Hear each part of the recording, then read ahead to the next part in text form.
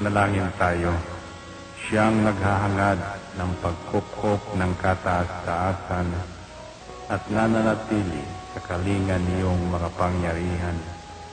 Makapagsasabi sa kanyang Panginoon, muog kasahanan, ikaw ang aking Diyos, ang Diyos na tangi kong pinagkatiwalaan.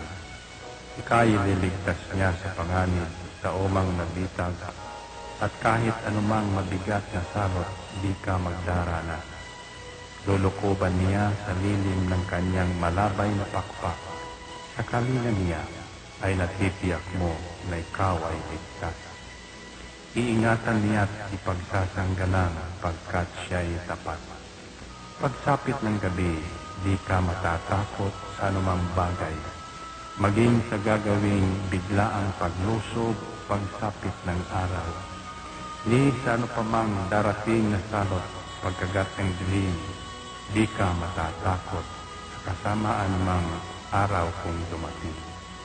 Kahit na mabuwal sa iyong harapan ang 1,000 tao, sa iyong paligid ang bilang ng patay maging 10,000, di ka matatakot at natitiyak mo di ka maano.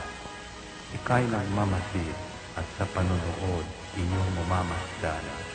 Yaong masasama ay makikita mong pinarurusahan, sapagkat si Yahweh ang iyong ginawang tagapagsanggalang at ang pinili mong mag-iingat sa iyo'y kataas-taasan.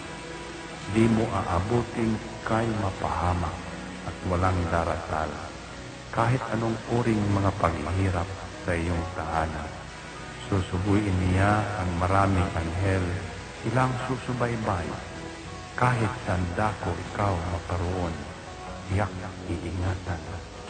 Sa kanilang palad ay tatayo ka at silang magtataas. Nang hindi masaktan ang mga paa mo sa batong matalas. Kahit ang tapakan mo ay mga leon, ahas na mabagsik, di ka maaano sa mga serpientes at leong mababangis. Ang sabi ng Diyos, aking ililigtas ang tapat sa akin, at iingatan ko ang sino mang tao ko'y kikilantin. Pag sila'y tumawag, laging handa ako na sila'y pakinggan.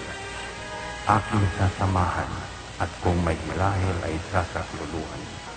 Aking ililigtas at ang bawat isa ay pararangalan. Sila'y bibigyan ko at gagantimpalaan ng mahabang buhay at nakatitiyak na ang tatamuhin nila'y kaligtasan.